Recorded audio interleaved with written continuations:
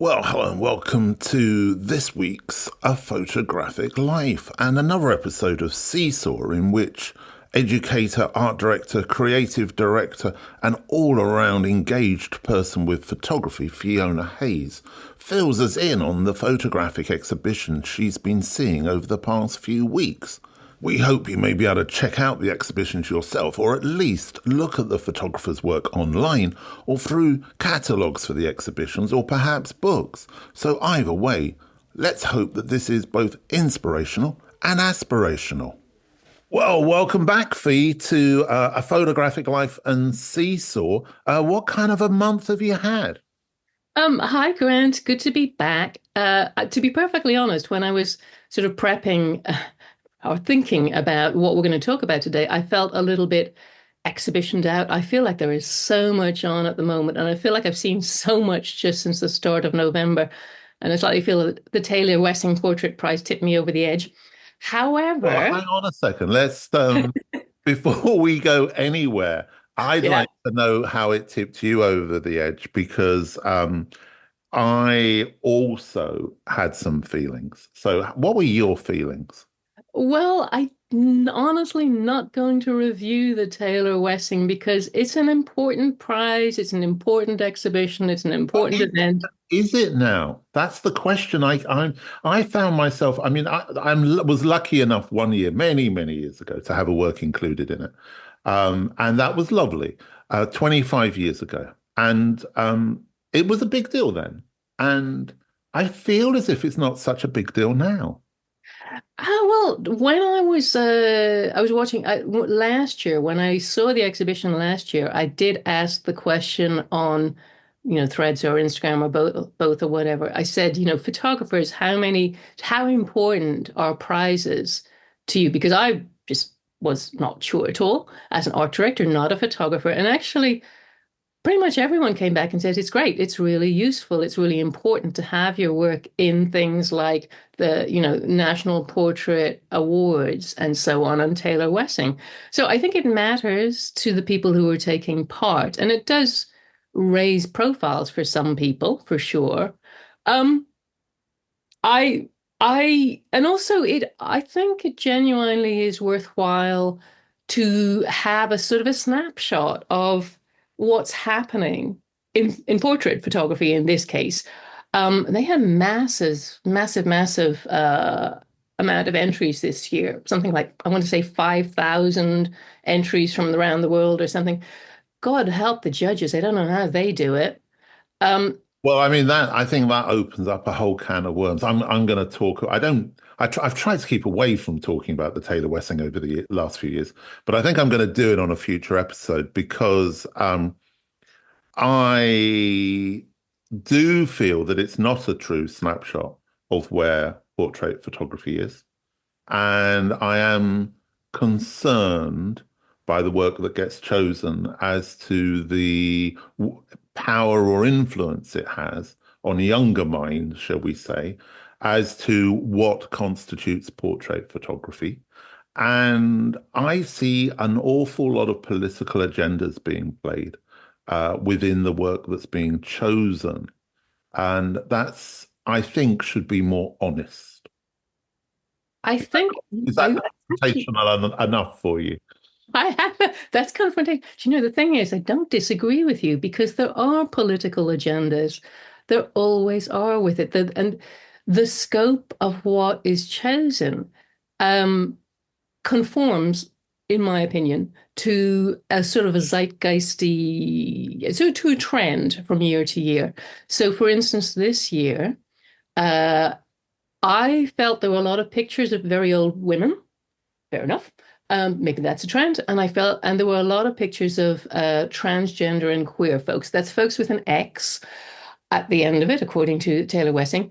And that's fine because that's obviously, well, in my opinion, that's fine because that's obviously what matters to the people taking part. However, maybe you're right. Maybe that's just what matters to the judges. Apart from the, I don't know, 100 and whatever pieces that are shown, maybe the other 4,000 are on completely different topics. Who knows? Well, I think that's the key, isn't it? I mean, none of us have any issues with the subjects, of course not, that you've just described. The issue, I think, is if too narrow an aesthetic is continually promoted to the detriment of other work, it prevents other photographers who might enter creating different work entering it because they think, well, what's the point? And I just see a real lack of diversity of approach. The thing is, I guess if that in that case though, I don't know what the solution would be unless you have I really don't know what the solution is. The solution, as far as I can see, is more photography exhibitions, different kinds of prizes, maybe, I don't know. But I certainly have more photography exhibitions to talk about and approaches, therefore. Well, that's a very careful nudge to me to get off that subject. But I will be returning to it because I think it's important. But we'll do it on another episode. Okay, Fee, what have you been seeing? All right. Yeah, I think that one is important enough to get to warrant its own episode. But I want to put on everybody's radar for November going into December for really terrific shows. So basically, after feeling I was exhibitioned out, then I look back at my pictures because I go to exhibitions and I always take photographs of what I've seen. And I was suddenly like, oh my God, yes, there's some great stuff. So there are four shows that I want to put on everybody's radar. The first one, and they're all fabulous. They're all equally fabulous. But the first one I'm going to pick out is called Abbey Morocco Photos Spirit of Lagos. This is on in Autograph Gallery in Rivington Place in Shoreditch. It'll be on until March, so you got plenty of time to go and see it. And Abbey Morocco, so I'm going to read a little bit from what they say in the exhibition. It's one of the Abbey Morocco Photos. It was a photo studio. It was doing business, a commercial portrait studio, doing business in Lagos in Nigeria from the 1970s to the early 2000s. And it was described as one of the most vibrant photo studios operating in Lagos in Nigeria. Black and white portraits, celebrating the rich style and joyous spirit of a generation of Lagosians during a transformative period in Nigeria's history. And it's not a huge exhibition. There's about 30 or 40 photographs in it, beautiful prints, all black and white, really nicely framed, lovely exhibition, very manageable. And so many interesting aspects to this for me. But the first one is that the people behind it. So the people behind Abbey Morocco were a young, at the time, husband and wife team, John and Funmilayo Abbey. And they both developed a very early love of photography. Funmilayo, the wife, she gave up. After primary school, she decided to apprentice with a local female photographer, and this was in the late 1960s in Lagos. So I love the fact that you have this young Nigerian woman apprenticing with another Nigerian female photographer, and Funmilayo, she honed her skills in photography, and she got a lot of respect in her community as a talented photographer, and she established studios. Different studios. And then she met John. John also, he was 12. He developed an interest in photography. A photographer was commissioned to take photographs of his family, and he got into it, and he decided this was magic. It was like a magician performing magic, and he apprenticed too under another Nigerian local community photographer. And so the two of them, from a very early age in the 60s in Lagos are into photography. They're taking it seriously. And they met and they bonded over their love of photography. And then they bonded and they fell in love and they got married and they had 8 kids. And they spent the next several decades opening studios very successfully. They had 11 assistants at one point. It was obviously, a very successful organization and operation. And the pictures, the exhibition, lots of pictures in the studio, of course, pictures outside the studio around the streets, but they're all posed portraits. And so I'm looking at one picture here. There's a young woman. She's got a fantastic afro. She's got big round glasses, round white glasses. She's wearing a little white dress with very 70s pattern on it. And she's sitting on an upturned stool. And there's a background sitting against a white wall. And at the top corner of the white wall, there's a lattice work pattern. So you've got beautiful, simple compositions here going on. Very graphic, very 70s, very cool, very confident and fun.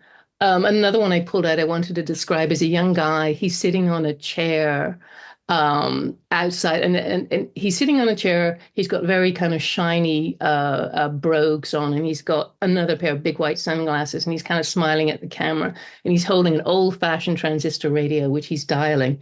And again, the background is kind of like reflecting what's going on in the picture. So the compositions are great. The personalities that come out are great. The studio itself had this big checkerboard floor, and they painted their own backdrops. There's sort of crazy floral drapes and things. So it's clearly a very small space. They're very uncomfortable, but people are kind of squished in with the furniture and stuff. And the style that comes through, the confidence that comes through, the people aren't laughing or smiling or anything, but they're kind of like looking really confident, and terrific outfits, terrific expressions, and it's just a really life affirming is a stupid way to put it, but a really fascinating way to look at people. And of course, one of the things about a commercial portrait studio is that people are making the decision to go there. The photographer's not being commissioned by an art director or an editor or something. People come and it's like, this is how I want to be photographed. So you're getting a real expression of how the people see themselves, how the community sees itself.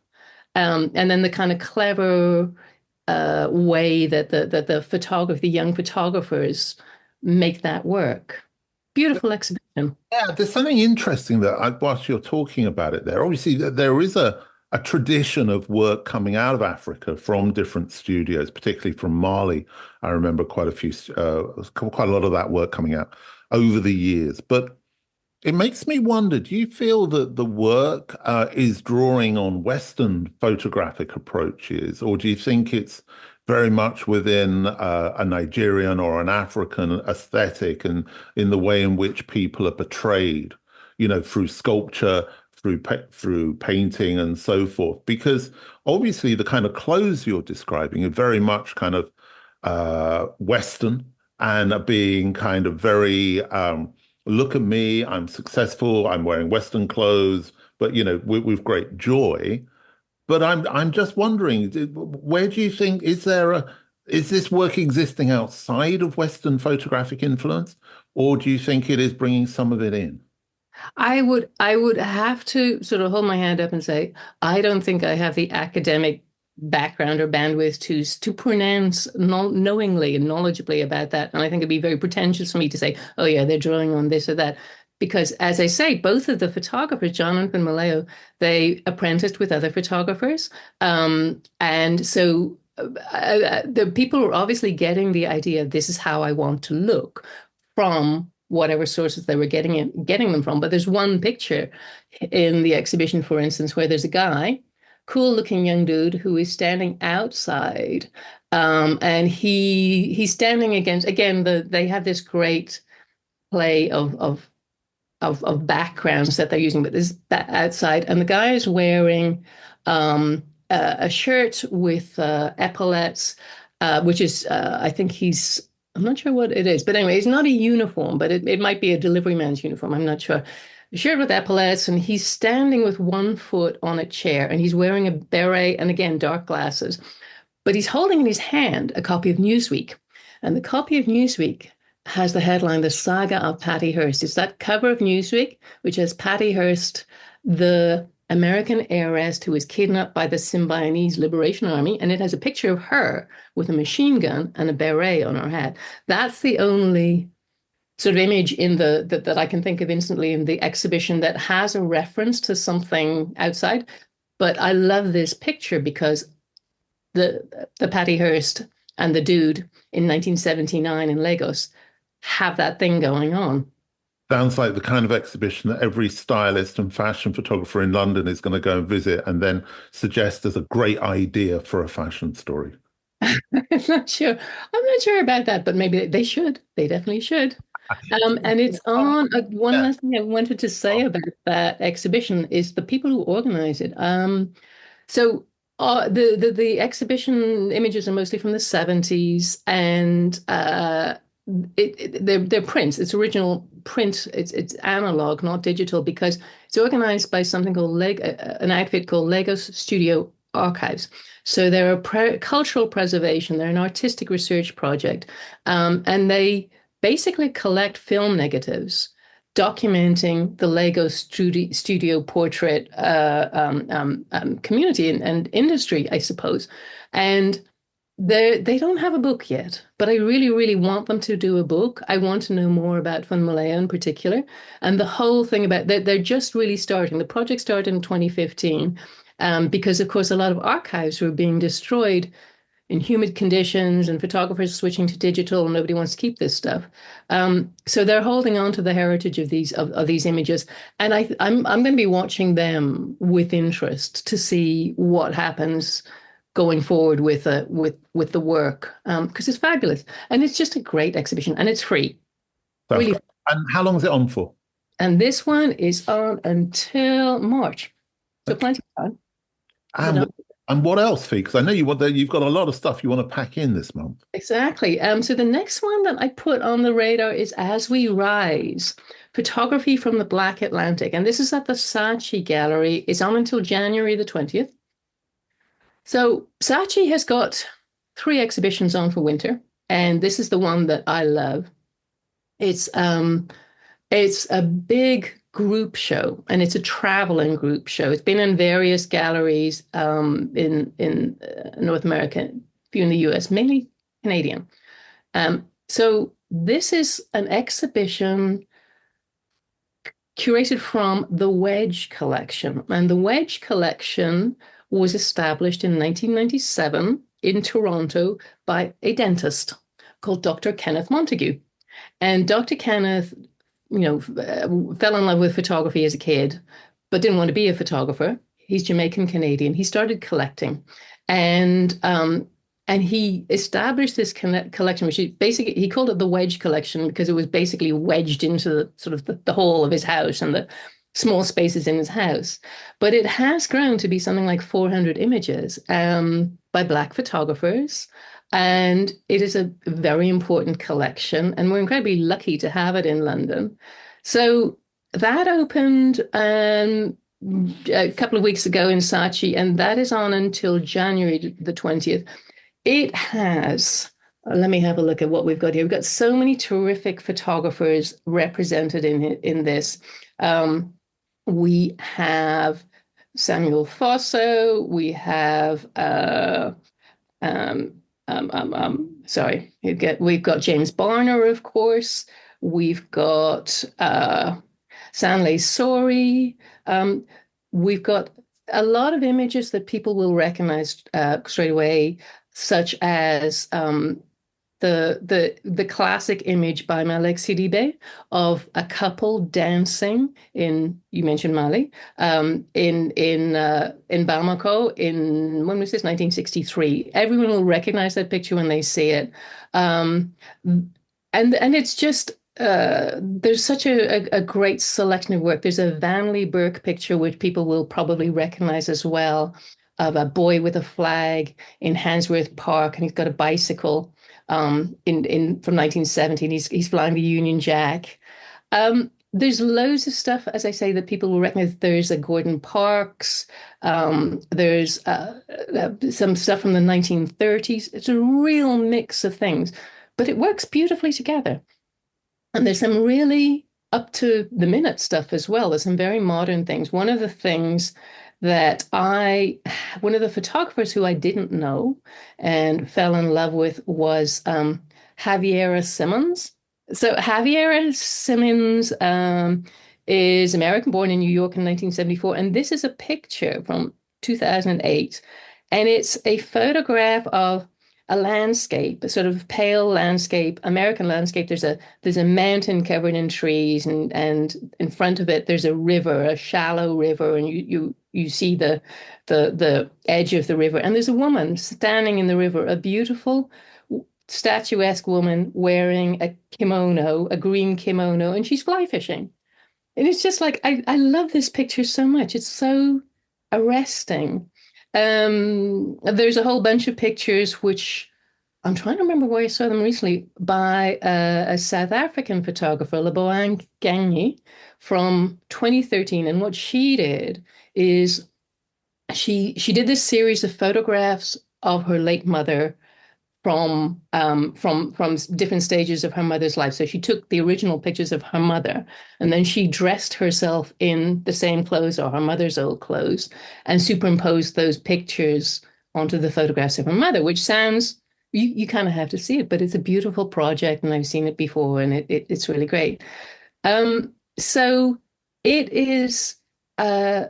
It's beautifully curated. It works very, very well in the space of the Saatchi Gallery as well, which you can't say about all exhibitions. And it's a really lovely, interesting introduction to a lot of photographers who you may not know, and putting their work in context with other photographers from other parts of the world, from other eras. But the dialogue, the way the pictures speak to each other just works. It really works. It And seems a lot of it is portraiture, by the way.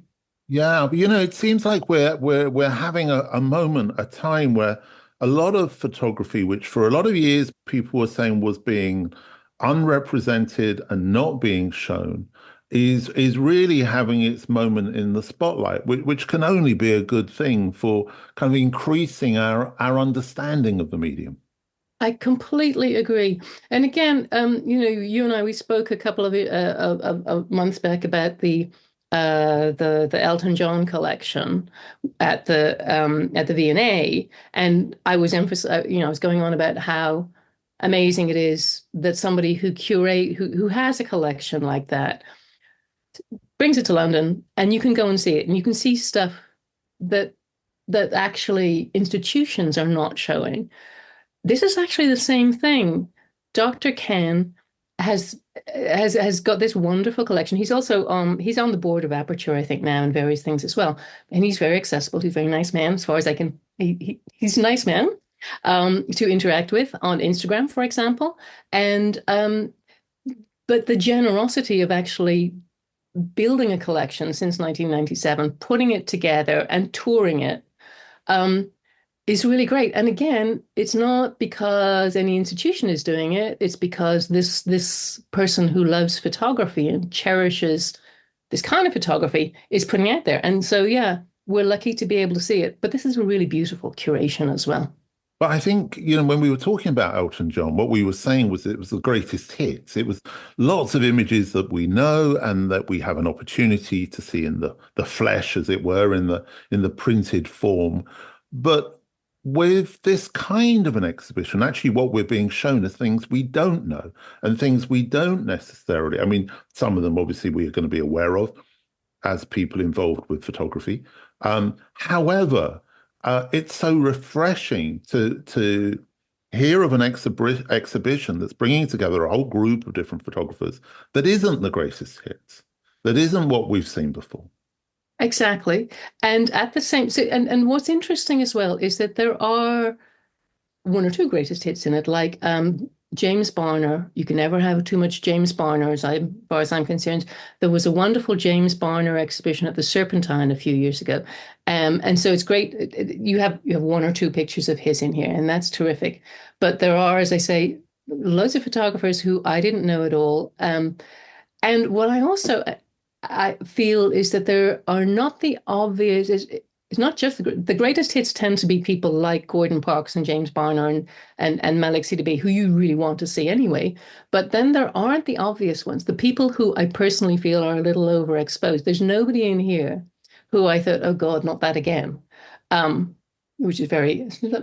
I don't know how that sounds, but what I mean is that there's nothing in here that isn't really worth your time and attention, and that, as I say, doesn't work with everything else. Everything comes together and everything reinforces the rest of the exhibition. So I think the phrase "as we rise" was attributed by Dr. Ken to his dad, whose father used to say, "As we rise, we need to lift other people in the community," and somehow that is a very apt title for the exhibition as well, because the brand new stuff is supported by the old stuff, and the old stuff is, I don't want to say legitimized, but it is honored by the new stuff, if that makes sense. Yeah, it does. But I think also when you were saying there about the idea of just seeing the things you expect to see, so often, and my issue I have with a lot of curators and curation is it can be a little bit lazy and clunky around the big names to get the big names in to make the curator look as if they're a good curator. Look who I can communicate with and look at the work. It appears to me to be more about the curator than the work. And what you're describing here is a dentist who isn't worried about being the curator. He's more interested in the work. Exactly. And I think one of the things, again, about not to say, I still think everybody's got to go and see the Elton John collection. It's fabulous. It's a beautiful exhibition. It's an important exhibition. But there were some images in it that I did sort of think, and did, I think, say, these are obvious. These are trendy photographers, not necessarily great photographers. Whereas this, I don't see anything trendy in it. I see some photographers, younger practitioners whose work is hot, but I don't think it's trendy, and it merits being in here. And yeah, I mean, totally with you about the curation, and the Saatchi Gallery is not an easy space to fill. But these are not huge pictures as well. These are just standard, normal size photographs. Some of them are reasonably big, but they're not huge. But the space feels beautifully filled. It just works really, really well. Okay, well, that sounds good. Do you know, I'm thinking all the time that you're speaking, and you're going to hate me for saying this, but I'm thinking about the Taylor Wessing because what you're describing to me sounds like a very democratic kind of showcase of a variety of different approaches. It is.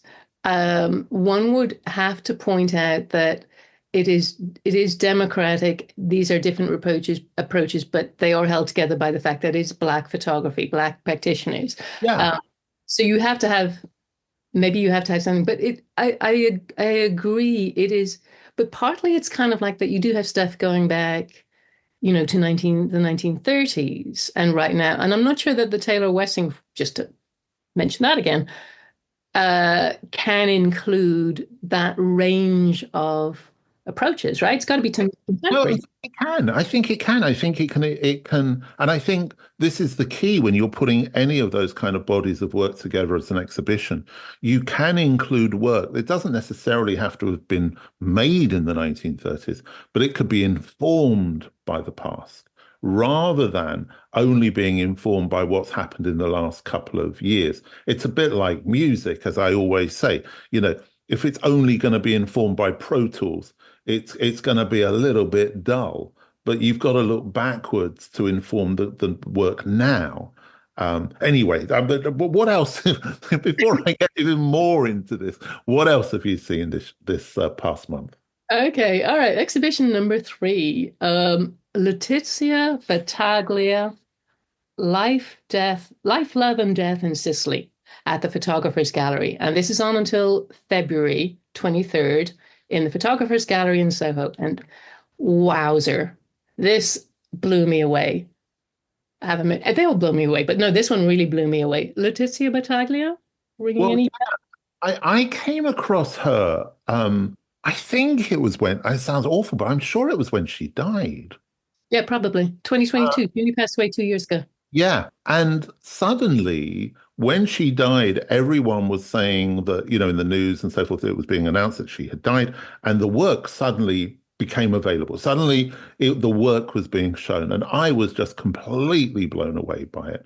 as I'm sure you are as well. And I've also, a few of my students actually have been to see it, and they, funnily enough, were blown away by the work, didn't understand it at all because of having no understanding of politics or Italy or the mafia, that idea. And that knowledge of that history, I think, we're of an age where we grew up with The Godfather and everything else around that, or The Sopranos, or. Um, so Yeah, I think that brings an added understanding to the work. 100%. You're absolutely right. That's a very good point. And so, for anyone who might not know, I'm sure a few of our readers would be want a little bit more information. So, Letizia Battaglia, born in Can 1930. I just say, you said readers there, not listeners. Sorry. And you and I both slip into magazine talk like at a drop of a hat. Photography lovers out there. Letizia Battaglia, born in 1935, as we just said, passed away 2 years ago. She was one of Italy's most significant social documentary photographers. She's born in Palermo. And she didn't actually start as in photography until I think in her 40s. But she started as a journalist, and she started taking photographs because she wanted pictures to accompany her articles. And then she ended up becoming, she worked for Laura Palermo, a local newspaper in Palermo. And she ended up becoming their picture editor and chief photographer, I suppose, really. And the so she was photographing victims of mafia murders. She was photographing infighting between rival gangs on the streets of Palermo in Sicily, police officers, but also normal life because she was working for the newspaper. So kids playing in the streets, social events, parties, balls, this kind of thing. People going out and about. And as you just said, Grant, yeah, I think the thing is that for some of us, we look at some of these pictures and go, "Oh, I actually remember that news story." Even the stories about some of the judges and some of the events that happened, and that makes a difference. But even if you don't, remember what happened with a particular killing or a particular, judge, the images are spectacular. The chiaroscuro, very, very strong use of light and shade in it. In this, and it's beautifully put together, beautifully curated. Good job, photographers gallery. There's what they call a forest of images. So there's images hanging in the middle of the space, so you can walk around them on one of the floors. And in that walking around, you have things like there's one picture I'm looking at here. It's a group of little boys. There's three little boys who are probably about 11 years old, and they're holding guns. And the caption is that they are guns that they were given as presents. You can't tell if they're toys or not toys, but it's really quite they look terribly realistic because then you turn the corner and there's a dead body and there's another dead body. She had to take those photographs. There's pictures of people in court. One I'm looking at here, there's a picture of somebody who was shot riding a bicycle. So you have the photograph of a dead body slumped over the bicycle in the foreground, and a man, police probably or investigator, going down to look at it, and then you have a couple of other guys in the background just looking on. It's really shocking, and at the same time, you have beautiful pictures. She was very inclined to take pictures, particularly little girls, young girls. There's one here of a girl who looks about 10, 11, 12 years old, skinny little 12-year-old pretty girl. She's washing plates in a giant basin of water in a sort of little slum-looking rundown place. So you've got kids playing in the streets. You've got people being shot. They It's kind of remind me of there's an element of Ouija about them, but there's also I don't know how aware you are of the photography sort of a lot of the American photography, I suppose, some of it was shown in the Lee Miller film, of that idea of war conflict photography that came out of Vietnam and the Second World War, when bodies and death seems to just be just lying around within perfectly normal domestic scenarios. We've seen some terrible things come out of wars since Vietnam as well. Similar out of Sarajevo, for example. And it's hard, I think, when you look at her work to imagine that this wasn't a war zone, because it kind of was a war zone. Exactly. It was a war zone with it was the mafia made it a war zone. And I think because I mean, I'm looking at one these are images that I wouldn't share on social media because I wouldn't. But they are very it's just they're dead bodies. It's a picture of a dead person, a dead man lying in the street semi under a car. It's completely clear. It's completely in view. And it's also very cinematographic because she had a beautiful eye. She framed things fabulously and really dramatic use of light and dark. And you mentioned Vietnam and stuff. There's also, as I say, something very cinematic about it. So there's another picture I'm just looking at here, which is what is this? This is Magistrate Roberto Scarpinato with his escort on the roofs of the court. This is 1990s, 1998, but it looks like a Tarantino.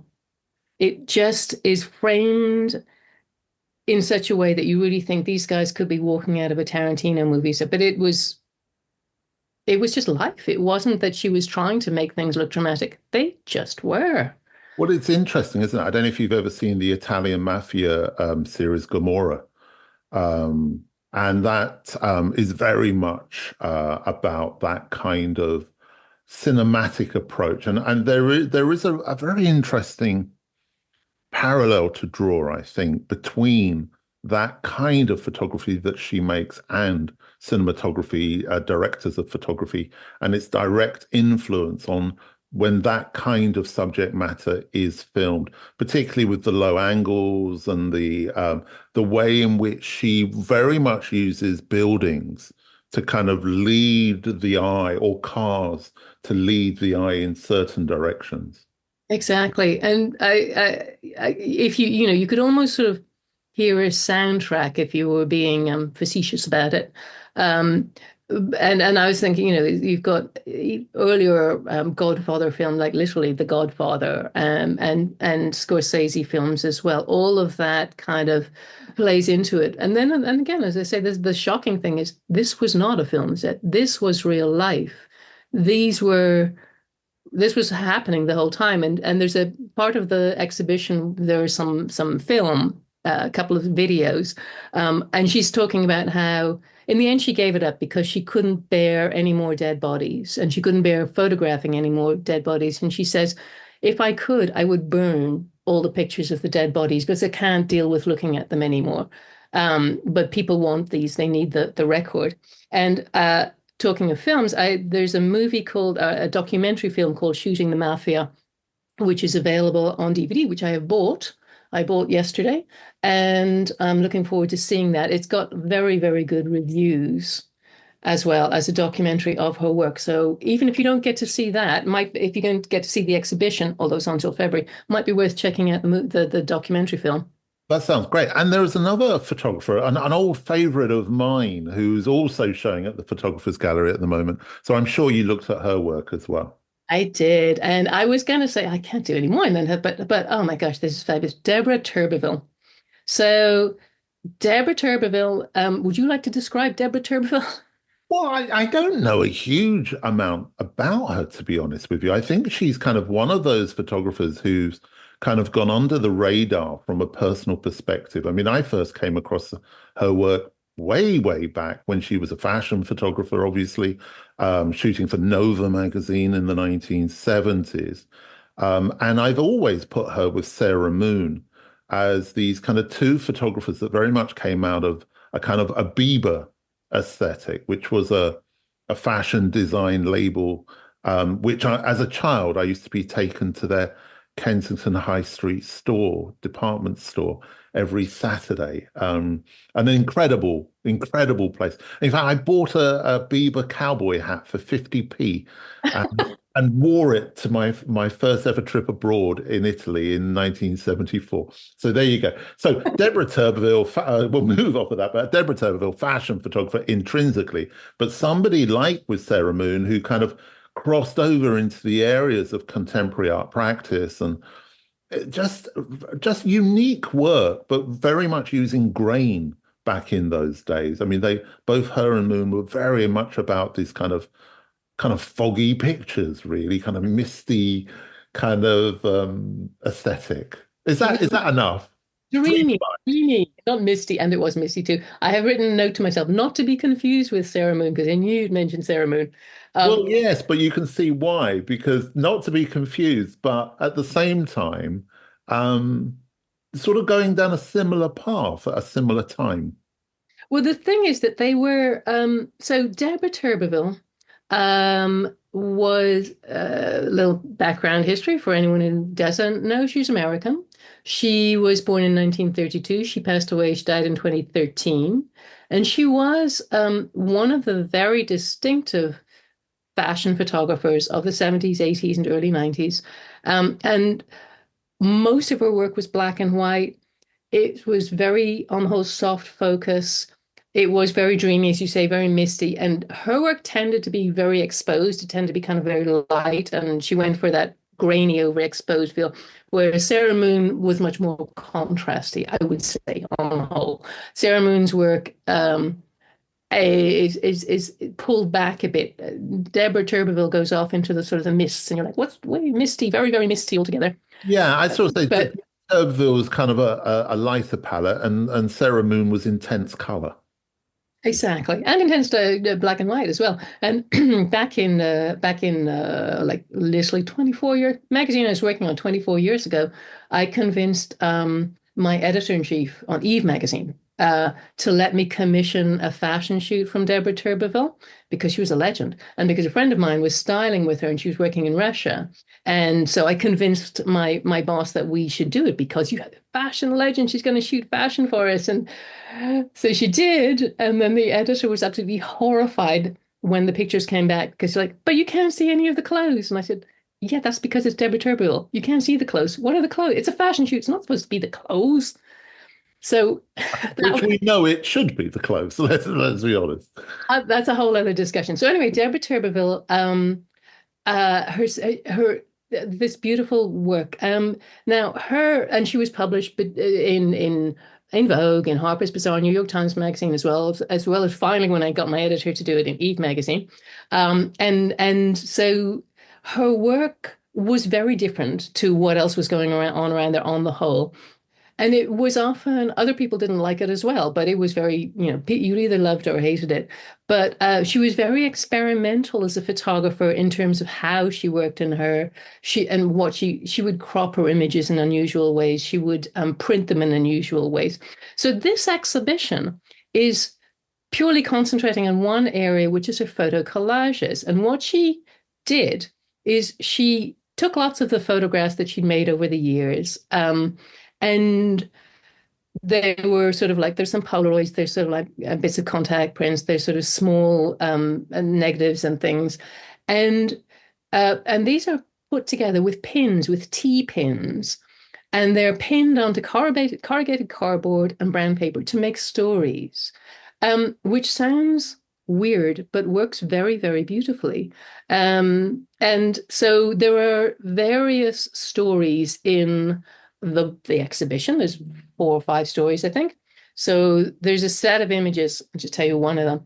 This in the 1980s, she began work on a novella, and it was it ended up being called Concerning the Disappearance of Alex P. So stories about autofiction and satire taken from her experiences of working in the fashion industry, and it tells the story of this designer called Alex, who's presented her latest collection in Paris. And there's a character called the Empress, which is a reference to Diana Vreeland, which I won't go into Diana Vreeland, but if you know with Diana Vreeland. And there's a picture in Passport of Diana Vreeland, which I had to take a picture of because Diana Vreeland was one of the iconic figures of fashion editing. And so this particular project chronicles the mental state of the protagonist and sort of in a diary. And it inspired 130 collages, of which you don't have 130 here. You've got half a dozen or so, but they're beautiful pieces of work and very, very clever. And so what Deborah Turbeville did with her work and what the curation of the work has done, it's really fascinating, I think, it should be for photographers who are thinking beyond just taking the picture and presenting the picture. What else can you do with it? How else can you think of the image? How else can you what else can you do with it? It's very creative. Loved it. I'm sure I've got a book of those collages, Uh, but I can't I remember. might, They're very old I books. might, I might have stolen it from you. Oh, Stolen it. have you? Sure, if I stole a book of Deborah Turbeville book from you. Okay. That Did might I, not be the one. did I you give don't it think. back or did I give it to you? I can't remember. I probably gave it away. I do have that tendency. Yeah, and I do tell. Anyway, but what is fascinating about this exhibition is because they're all framed and they're framed in those kind of like nice thick frames where you've got the image sort of like about half an inch away from the glass. So you have the whole three-dimensionality of it is there, and there are different kinds of frames and different kinds of assemblages and different ways of putting things together. There are again in the little film about this, one of the person from the photographers gallery says that Natalie Hirschdorfer, who is the actual curator, Natalie Hirschdorfer, who's a great curator, she left spaces here and there so that it's a beautifully curated piece of work. It's really well designed, and it's just really lovely, original, thought-provoking approach to your work beyond here's the picture.